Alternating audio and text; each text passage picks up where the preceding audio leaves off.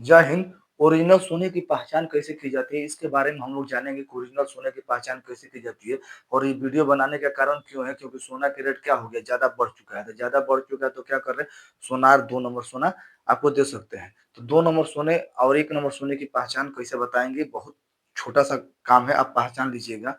और ख़ास करके महिला का सबसे ज़्यादा ज़रूरी है, क्योंकि सोना-चांदी वही खरीदती है और सोनार क्या करता है, उनको ठग देता है। जो सोना का 40,000 50,000 रुपया रेट बताता है, उनको 35,000 30,000 में दे देता है। तो मेरा औरत क्या जानती है? औरत ये जानती है कि सोना सस्ता हम खरीदे हैं, लेकिन सस्ता नहीं खरीदी है, ठीक है? वो कौन-सी सोना खरीदी है, ये भी हम आपको बता देंगे। तो चलिए हम बताते हैं कि सोने की पहचान अगर करना हो तो सोने की पहचान कैसे करते हैं। तो सोने में क्या होता है, बीआईएस होता है। बीआईएस एक ओरिजिनल सोने की पहचान होता है।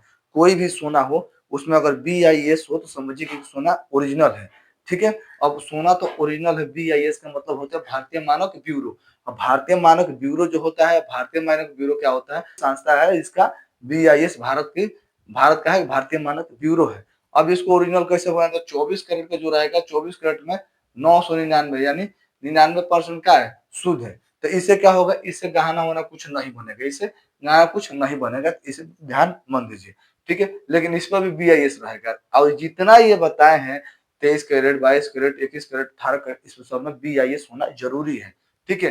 अब 23 कैरेट का सोना अगर खरीद रहे हैं आप, कोई सुनार आपको 23 कैरेट का सोना दे रहा है, तो उसमें क्या होगा, नंबर एक रहता है। नंबर क्या रहता है, 958, 958 रहता है। 958 का मतलब ये हो गया कि 95% क्या है, 8 शुद्ध मिलता है सोना, ठीक है?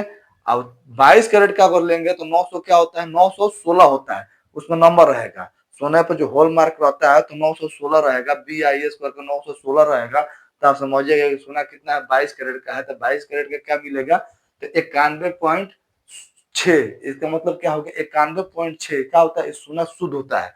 अच्छा, 21 कैरेट का मतलब हो गया 800, क्या हो गया, 75। 875 का मतलब क्या हो गया, 87.5% सोना शुद्ध होता है। तो ज्यादातर लोग गहना, अगर समझदार आदमी होते हैं, वो क्या करते हैं, गहना 21 कैरेट 20 कैरेट में बनवाते हैं, ठीक है? 21 कैरेट 20 कैरेट में क्या करते हैं, वो गहना बनवाते हैं। लेकिन अब ये 18 कैरेट की बारी आ गई। तो 18 कैरेट सोना कहाँ चलता है, तो गांव में सबसे ज्यादा चलता है 18 कैरेट सोना।